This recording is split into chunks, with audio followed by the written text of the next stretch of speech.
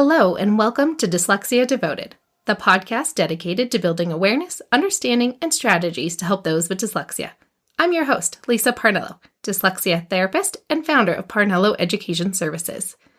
This show features information, stories, candid interviews, and experiences with dyslexia at all ages. Join me as we dive into today's episode of Dyslexia Devoted.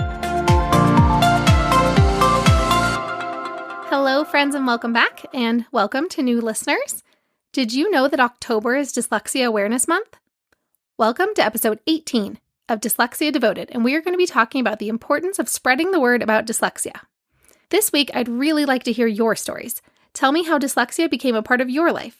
Connect with me on Facebook or Instagram at Parnello Education, or better yet, join the conversation in the new Dyslexia Devoted Facebook group linked in this show description. So to start this week's episode, I'd really like to share my experience with dyslexia and how I got into it. As I think back on my career, I started in general education, and then I switched to special education, and I was working at a school for high-functioning autism for several years before I switched to a school for dyslexia. Now, my teaching has changed a lot over those years. And I remember when I was teaching at the school for high-functioning autism, a parent mentioned to me how another school would use markings on the vowels and the letters to teach kids to read. And the way she was describing it didn't make sense to me, and I didn't understand why on earth would kids ever need to learn how to read that way. Why would they need to know what a brev and a micron is and the symbols that you put above the different letters to represent their sound patterns? And it was things that I just thought were unnecessary. But maybe it's also because, if we think about it, I was teaching kids with autism who actually recognize patterns pretty easily. So they didn't actually need to learn to read that way because they were able to read pretty quickly because they could recognize the patterns fairly easily even without being explicitly taught, even if they struggled with comprehending. So my focus was mostly on how to teach kids to understand stories and understand the social interactions within the story. So I didn't really have a strong understanding as to how kids with dyslexia really learn to read, and when someone had brought it up to me, it just seemed unnecessary, the amount of work they were putting into teaching kids to read. Because to me, teaching kids to read always felt pretty easy. It was something I felt like I was a good teacher. I felt like I knew how to do it. And then, as my career changed, I decided I needed to make a switch, and I found another school that had more education and support, and the focus shifted from being at a school for autism to a school for kids with dyslexia. So still in the realm of special education, but going in a different direction. And I really liked the way the school that I was moving to had a lot of experts in the field of education and special education. And so it was a way that I can continue to grow as an educator and have a valuable support system, which was something that was lacking at the school I was at before that. And so when I got there, things quickly changed in my perceptions on teaching kids to read. As I was teaching kids, the strategies that I'd been using for many years fairly successfully, my kids all learned to read. I never had any kids make it out of my class without learning what they needed to know, with an exception of, one or two kids who had really, really low cognitive functioning early in my career, that even then I think some of the strategies I use now probably could have helped those kids more. But overall, I felt like I was doing pretty good at teaching kids to read. And then, at this dyslexia school, there's one of the girls that all of the tools in my bag of tricks, none of them worked. None of the strategies that had been so successful for so many years worked at all. I would keep teaching it to them, and it just never clicked. Learning to read didn't make sense. So I went to my administrator, and I asked, hey, I really need some help. The curriculum isn't working. The kids memorize the words that are on the page, but they don't actually learn how to use the skills. They can't do the strategies on their own. They just memorize the words, and that's it. It's not really teaching them to read. The second you give them something different with the same pattern, they can't do it. And then that's when I was able to get more training to help kids with dyslexia, and that training completely changed the way that I teach. Even now, I've started my own business 5 years ago, and I could pick any curriculum I wanted, and I still chose to keep doing the same one I was doing at school because I saw how well it worked. And I wouldn't change a single thing other than to keep expanding my learning, to just keep learning more about some of the strategies to make them even more effective, because I see that they're working. But every once in a while, there's a kid that takes a little longer for them to work, and there's always something new to learn. Dyslexia is very misunderstood, and people seem to think that it involves seeing the wrong letters or thinking that they move on the page. But that's not it at all. It's how the brain processes language. It's not understanding the patterns within words unless someone explicitly shows them to you. It's not processing the sounds correctly within words. It's hearing two sounds that are similar and not noticing that they really are different, and that they mean different things, and that you spell them differently on a page, and that they feel different in your mouth, and they feel different in your throat. And there's all these strategies to teach kids with dyslexia how to read, but truth is, most people don't know them. Even teachers with undergrad degrees and master's degrees, a lot of this is not in many of the teaching programs for educators. And this is what Dyslexia Awareness Month is all about. Spreading the word about how kids with dyslexia learn differently. And honestly, the strategies you use for kids with dyslexia can help all kids learn to read. So join me this Dyslexia Awareness Month in spreading the word about dyslexia. One of the best things that you can do to celebrate Dyslexia Awareness Month is make a plan for some ways that you can learn more about dyslexia. So I have a few book recommendations. One is Sally Shaywitz's Overcoming Dyslexia. That one's an oldie but a goodie. And if you're like me, that one is a little easier to digest as an audiobook than sitting there to read it, because it can be rather scientific, but it's also really great because you can read it out of order, so you can skip around to the chapters that would be the most meaningful to you.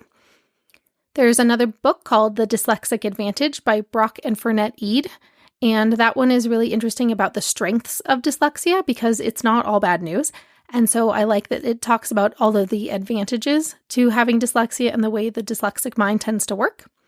There's a more scientific approach by Marianne Wolf about how the brain learns to read called Proust and the Squid. I might be butchering how to pronounce that one, forgive me. And if you ever have the chance, Marianne Wolf is a powerful speaker. I was able to watch her at a conference that she was at Stanford, and she was giving an amazing presentation. Her energy is infectious, so it's always really interesting to hear her speak and hear her passion for helping kids with dyslexia. There's also an article that I've linked in our show notes today called Teaching Reading is Rocket Science by Louisa Moats, who is another amazing researcher and person who's helped lead the charge in spreading the word about dyslexia. I actually have a t-shirt that says Teaching Reading is Rocket Science, and the kids always think it's silly when I wear it, but it brings me joy, and it's a great little conversation starter about how teaching kids to read is a lot more challenging than it seems. Another option is to attend a conference to learn more, such as the International Dyslexia Association Annual Conference. This year it's going to be in San Antonio, Texas from November 10th through 12th. And this time it's available both online and in person. But I believe the dates are one day off if you're doing the online version so that they have time to process the video and the audio and everything and then post it online the next day. So it won't be streaming live if you're going to do the online version. And I will actually be at that IDA conference this year. And I've attended many years, and every single time I learn something new and I'm able to connect with lots of amazing people. And that International Dyslexia Association conference, they have different tracks of classes that you can take. So they have classes for educators, and you can take courses that are all about how to teach kids who have dyslexia, or they have parent classes too. Some of the classes are more targeted to parents and how to help parents better understand dyslexia and better ways to support their children. And then there's also a researcher track. So if you are more into the science of it all and you want to see more about their research, there's also different researchers that present their findings on their studies about dyslexia and learning to read too. So there's something for everybody at the conference, and it's always so nice to be able to make new friends and make connections. And they have an amazing set of exhibitor booths every year, so you can find out about different products and things that support kids with dyslexia, or different groups or schools or organizations that work to help kids with dyslexia. This year, I'm going to be co-leading a simulation with other board members of the Northern California IDA branch. And this simulation we've done many times over the years. I haven't actually done it at the conference, but I've done it a lot at schools and things like that. And the simulation is really what it's like to have dyslexia and be a person struggling with dyslexia. I've done it many times, and it's always very impactful. And there's even some tears shed sometimes as parents don't realize, or educators don't realize, that some of the things that they have said to the kids over the years as a way to try to help them or try to motivate them are actually having the opposite effect, and that it can be kind of detrimental when a kid really is trying their best every day. And it's really amazing to watch that aha moment and be able to see people have that realization that maybe they can change their approach to things, and it's really powerful.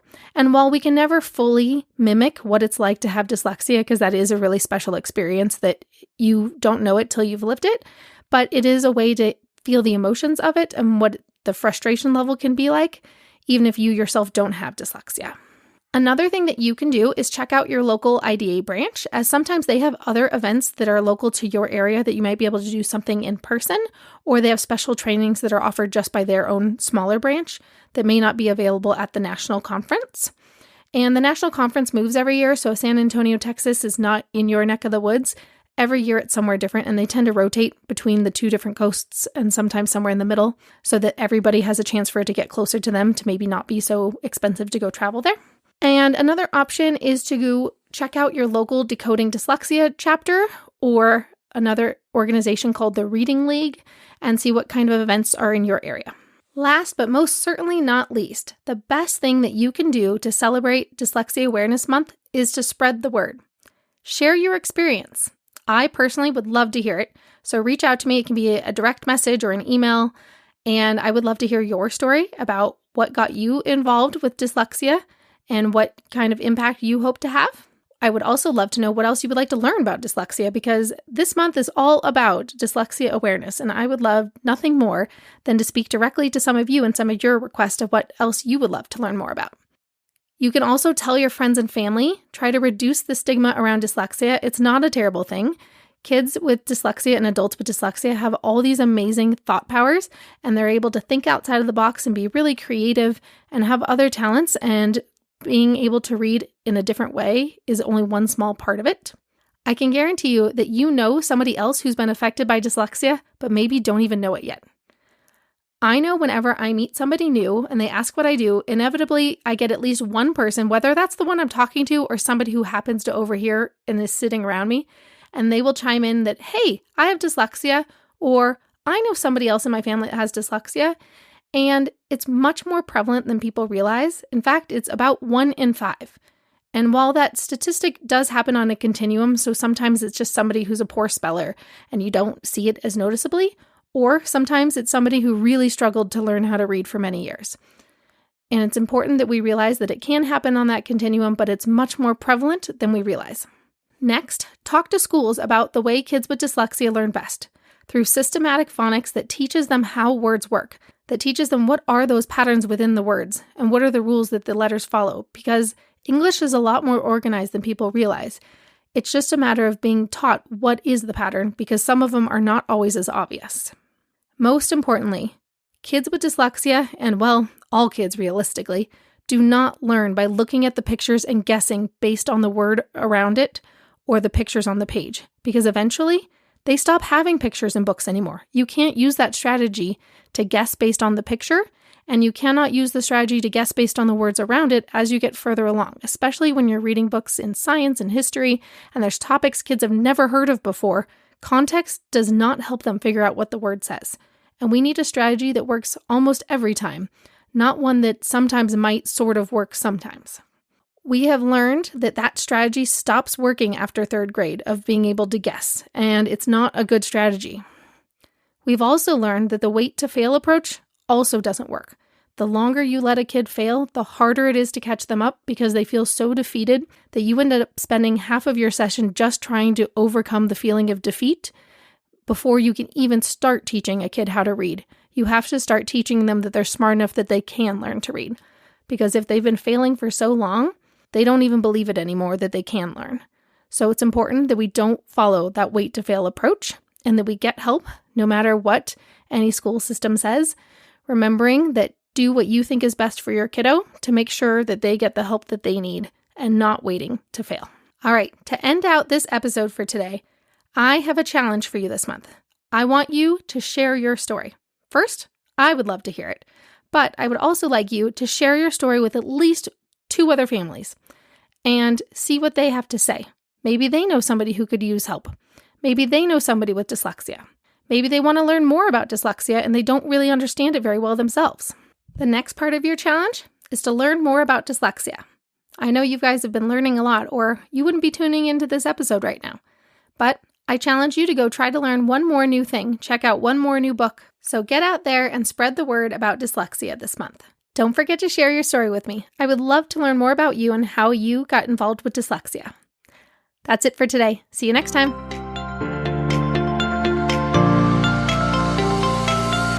Thanks for listening to today's episode of Dyslexia Devoted. Join us for our next episode by subscribing to this podcast as we devote each episode to different aspects of dyslexia.